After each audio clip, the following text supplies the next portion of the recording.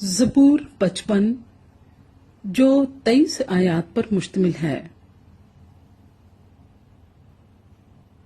میر مغنی کے لیے تاردار سازوں کے ساتھ داؤد کا مشکیل۔ اے خدا، میری دعا پر کان لگا اور میری منت سے منہ نہ پھیر، میری طرف متوجہ ہو اور مجھے جواب دے۔ میں غم سے بے قرار ہو کر کراہتا ہوں، دشمن کے آوازے سے اور شریر کے ظلم کے باعث، کیونکہ وہ مجھ پر بدی لادتے اور قہر میں مجھے ستاتے ہیں۔ میرا دل مجھ میں بےتاب ہے اور موت کا ہول مجھ پر چھا گیا ہے۔ خوف اور کپکپی مجھ پر طاری ہے، ہیبت نے مجھے دبا لیا ہے۔ اور میں نے کہا، کاش کے کبوتر کی طرح میرے پر ہوتے تو میں اڑ جاتا اور آرام پاتا، پھر تو میں دور نکل جاتا اور بیابان میں بسیرا کرتا۔ میں آندھی کے جھونکے اور طوفان سے کسی پناہ کی جگہ میں بھاگ جاتا۔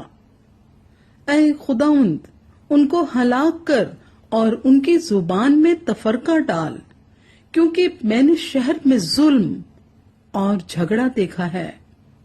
دن رات وہ اس کی فصیل پر گشت لگاتے ہیں، بدی اور فساد اس کے اندر ہیں، شرارت اس کے بیچ میں بسی ہوئی ہے۔ ستم اور فریب اس کے کوچوں سے دور نہیں ہوتے۔ جس نے مجھے ملامت کی وہ دشمن نہ تھا، ورنہ میں اس کو برداشت کر لیتا، اور جس نے میرے خلاف تکبر کیا وہ مجھ سے عداوت رکھنے والا نہ تھا، نہیں تو میں اس سے چھپ جاتا، بلکہ وہ تو ہی تھا جو میرا ہمسر، میرا رفیق اور دلی دوست تھا۔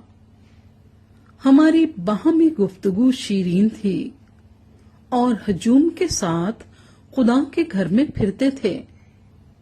ان کو موت اچانک آ دبائے، وہ جیتے جی پاتال میں اتر جائیں، کیونکہ شرارت ان کے مسکنوں میں اور ان کے اندر ہے۔ پر میں تو خدا کو پکاروں گا اور خداوند مجھے بچا لے گا۔ صبح و شام اور دوپہر کو میں فریاد کروں گا اور کراہتا رہوں گا، اور وہ میری آواز سن لے گا۔ اس نے اس لڑائی سے جو میرے خلاف تھی میری جان کو سلامت چھڑا لیا، کیونکہ مجھ سے جھگڑا کرنے والے بہت تھے۔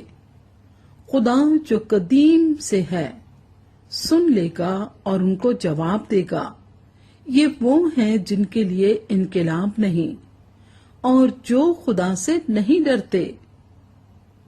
اس شخص نے ایسوں پر ہاتھ بڑھایا ہے جو اس سے صلح رکھتے تھے۔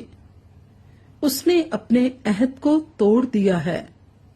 اس کا منہ مکھن کی مانند چکنا تھا، پر اس کے دل میں جنگ تھی۔ اس کی باتیں تیل سے زیادہ ملائم پر ننگی تلواریں تھیں۔ اپنا بوجھ خداوند پر ڈال دے، وہ تجھے سنبھالے گا۔ وہ صادق کو کبھی جنبش نہ کھانے دے گا۔ لیکن اے خدا، تو ان کو ہلاکت کے گڑھے میں اتارے گا۔